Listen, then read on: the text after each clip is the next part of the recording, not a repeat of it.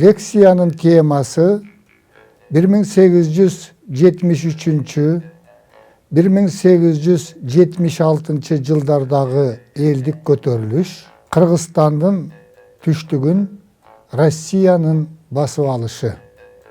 Біз жоғарыдағы лекциялардың бірінде белгілегендей, 19 қылымдың 40 жылдарынан баштап Қоқан хандығында кризис башталады. Бұл кризис оңолуының орнына улам тереңде отырып, 1876 жылы Қоқан хандығының жойылышы менен аяқтаған. Ушул мезгилде Қоқан хандығын Шералының уулу Құдаяр жетектеген.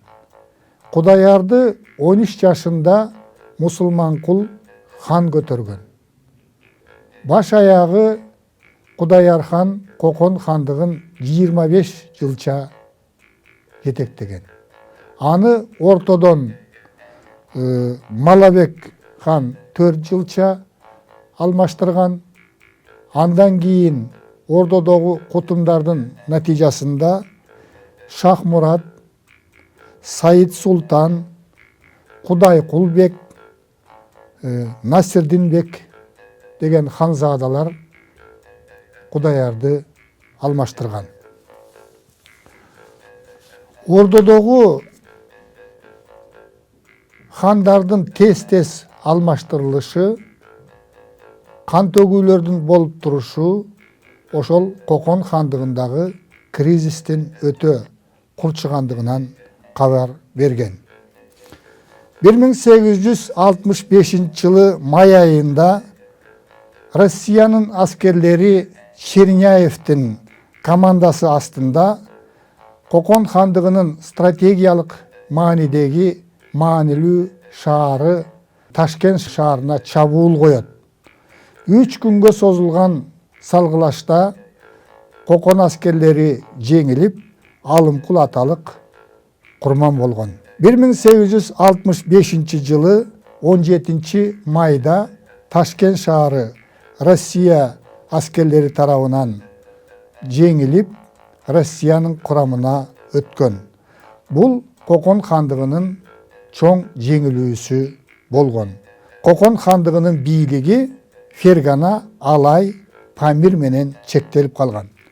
1865 жылы 15 июнда Бухара эмиринин жардамы менен Құдаяр 3 жолу такка отурган. 2 жылдан кийин 1867 жылы жайында Түркістан областы Түркістан генерал губернаторлугу болуп кайра түзүлүп, бул генерал губернаторлуктун борбору Ташкент шаары белгиленген. Генерал губернатор болуп фон Кауфман дайындалган. 3 жолу 1865 жылы бийликке келген Құдаяр хандыкты чыңдоо үчүн салыктардын өлчөмүн 3 эсе көтөрүп, элди аябай эзип жиберген. Ошондуктан жерлерде Құдаяр хандын бийлигине каршы толкундоолор болгон. Бул толкундоолор акыры 1873 жылы элдик көтөрүлүшкө өсүп чыккан. Бул көтөрүлүш 3 жылга созулуп, тарыхта элдик көтөрүлүш, Қоқан көтөрүлүшү, Болот хандын көтөрүлүшү деп аталат. Көтөрүлүштү жалпы жонунан Болот хан деген ат менен Исқақ Асан уулу жетектеген. Исқақ Асан уулунун Болот хан деп аталып калышынын себеби төмөндөгүдөй. 3 жолу 1865 жылы бийликке келген Құдаяр ордодон Кыргыз Кыпчак төбөлдөрүн сүрүп чыгарат. Элди эзүүнү күчөтөт. Ушундай кырдаалда Кыргыз Кыпчак төбөлдөрү Шердатканын жетекчилиги менен Құдаярды алмаштыруунун жолун издешет. Бул үчүн хан тукумунан ханзада табыш керек болгон.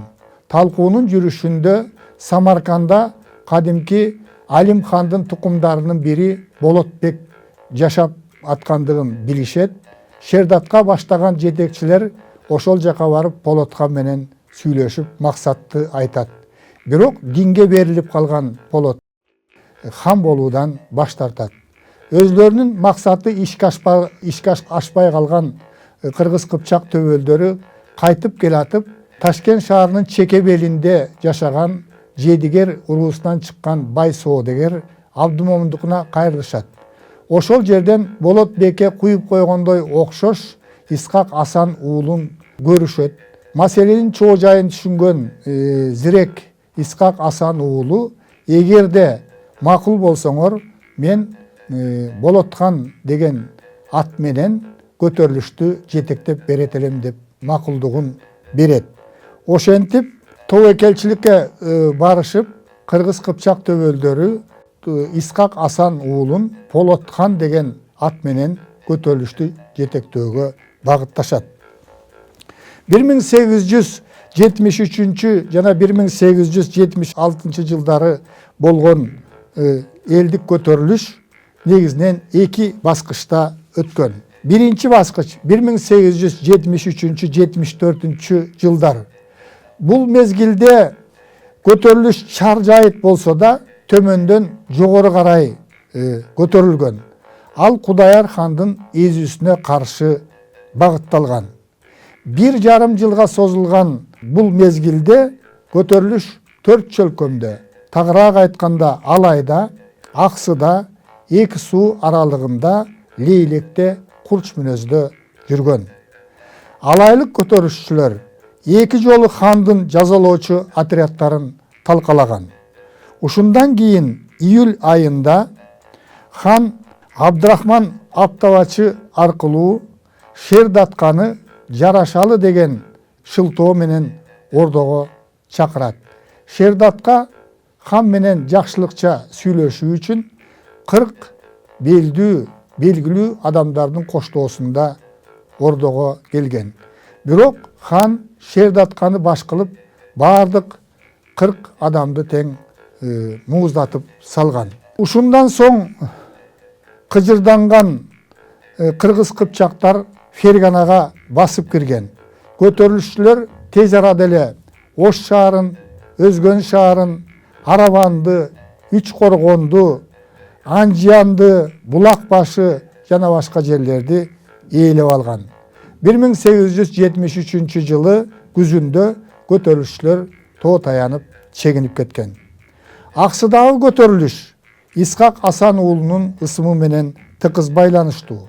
1873 жылы жайында Аксыдагы Сейфут Булан деген мазарда Исхак Болот хан деген ат менен ак кийиске салынып, хан көтөрүлүп, көтөрүлүштү жетектей баштаган. Абдрахман Аптабачы жетектеген хандын аскерлери кысымга алганда, көтөрүлүшчүлөр Алабука аркылуу Чаткалга ооп кеткен. Бирок Шердатка баш болгон 40 белгилүү адамдын башы алынганын угуп, алар Алабукага басып кирген. Эки суу аралыгындагы көтөрүлүш дагы Курч мүнөздө өткөн. Муну карапайым үй бүлөдөн чыккан Мамыр Мерген уулу жана Жедигер уруусунун биларманы Кангайты би жетектеген. Булар 1873 жылы июль айында Жалалабад, Ханабад кыштактарын, Өзгөн шаарын ээлеп алган. 1873 жылы күзүндө көтөрүлүш чоң камкордук менен хандын аскерлери тарабынан басылган. Лейлектеги көтөрүлүш дагы Курч мүнөздө башталып, аны Мамырбай деген адам жетектеген. Аны басууга Абдрахман Аптабачы жөнөтүлгөн. Көтөрүлүш аеосуз басылып, 400 адам туткундалып, алардын баарын Коконго айдап келип, даргага асышкан. Элдик көтөрүлүштүн биринчи баскычы 1,5 жылга созулуп, 40тан ашык Кыргыз Кыпчак уруулары катышкан. Бул биринчи мезгилде жергиликтүү сарт, өзбек, тажик элдери көтөрүлүшкө жигердүү катышкан эмес. 1875 жылы жазында көтөрүлүштүн экинчи этабы башталат. Кудаяр хандын салыктын өлчөмүн чексиз көтөрүп жибериши экинчи баскычтын башталышына шылтоо болгон. Бул баскыч биринчи баскычтан максаты, мүнөзү, масштабы, курамы тарабынан айырмаланган. Бул баскычта көтөрүлүш Кудаяр ханга кийин Россия империясынын баскынчылык саясатына каршы багытталган. Бул мезгилде көтөрүлүшкө Ферганадагы өзбектер, сарттар, тажиктер дагы кыргыз кыпчактар менен кошо активдүү катышкан. Элдик көтөрүлүш күч алып, Болот хан өзгөндү ээлеген. Саясий кырдаалды баамдаган Абдрахман Аптабачы көтөрүлүшчүлөр тарапка өтүп кетет. Кудаяр хан айласы кетип, кысымга чыдабай 1875 жылы 22 июлда Россия тарабына өтүп, Россиянын төбөлдөрүнө баш калкалайт. 1875 жылы 24 июлда Насырдин бек хан көтөрүлөт. Ушул мезгилде Абдрахман кайрадан хан тарабына өтүп, Болот хан чаткалга качууга аргасыз болот. Ушундай кырдаалда Россия империясы фон Кауфмандын командачылыгы менен Кокон хандыгын басып алуу аракетин күчөтөт. Насырдин хан күчүнүн жетпесине көзү жетип, фон Кауфмандын алдынан тозуп чыгып, алар сунуштаган келишимге кол коюуга аргасыз болгон. Бул келишим боюнча Наманган, Аксы, Алабука жана башка жерлер Россиянын карамагына өтүп, натыйжада Россиянын Наманган бөлүмү түзүлүп, ага жаңы эле генерал болгон Скобелев башчы болот. Ушундай кырдаалда Болот хан менен Абдрахман Аптабачы Жалалабад чөлкөмүнөн кезигишип, Россия баскынчыларына каршы биргелешип күрөшүүгө макулдашат. 1875 жылы 27 сентябрда Исхак экинчи жолу Болот хан деген ат менен хан көтөрүлүп, көтөрүлүшкө жетекчилик кыла баштаган. Эми көтөрүлүш Насырдин ханга жана орус баскынчыларына каршы багытталган. Болот хан 1875 жылы 9 октябрда Коконду ээлеген. Насырдин Коджентке качкан. 1875 жылы октябрь-ноябрь айларында Болот хандын колу менен орус аскерлеринин ортосунда салгылашуу жүргөн. Кандуу кармаш эки суу аралыгында жүрүп, 1875 жылдын 25 декабрынан 1876 жылдын 5 январына чейин жүргөн. Ошондо Россиянын аскерлери Скобелевдин командачылыгы астында камкордуктун жеткен чегин көрсөткөн. 20 күнгө созулган кыргында эки суу аралыгында 20 миңден ашык карапайым кыргыз кыпчактар, карапайым эл кыргынга учураган. 1876 жылы 18 январда орус аскерлери Асеке кыштагын ээлейт, ушундан кийин көтөрүлүштүн мизи майтарылган. Абдрахман Аптабачы 1876 жылы 24 январда 400 аскери менен Россияга багынып берет. Болот хан алайга качууга аргасыз болот. 1876 жылы 8 февралда Скобелев Кокон шаарын ээлеген. 1876 жылы 19 февралда падыша Александр II Кокон хандыгы жоюлду деген указга кол койгон. Ушул күнү колго түшкөн Болот хан 1 март күнү Маргалаңдагы чоң базарда даргага асылган. Кокондун ордуна Россиянын Фергана облусу түзүлүп, ага канкор генерал Скобелев башчы болуп дайындалган. Кокон хандыгы жоюлган кезде Түштүк Кыргызстандын Алай чөлкөмү Россияга каратыла элек болчу. Фергана облусуна аскер губернатору болуп дайындалган генерал Скобелев кандуу колун кургатпай Алайды багындыруу үчүн жүрүш уюштурган. Бул жүрүш Алай илимий согуштук экспедициясы деп аталган. Эркиндикти сүйгөн Алай элинин Россия баскынчыларына каршы күрөшүн Алымбек Датка менен Курманжан Датканын уулдары Абдылдабек, Баатырбек, Мамытбек жана Асанбек жетектеген. Алай тоолорундагы кармаштар орус аскерлери үчүн өтө ыңгайсыз болгон. Бул экспедицияга нөөкөрү Байеке, иниси Байбосун жана 40 жигити менен Шабдан Баатыр да катышып, орустар менен алайлык кыргыздардын ортосунда ортомчулук милдетти аткарган. Ал алайлыктардын Россияга тынчтык жолу менен багынып берүүсүнө аракет жасаган. Курманжан Датка адегенде Россияга багынып берүүнү каалабай, 1876 жылы июндун башында эле Кашкар тарапка көчүп кеткен.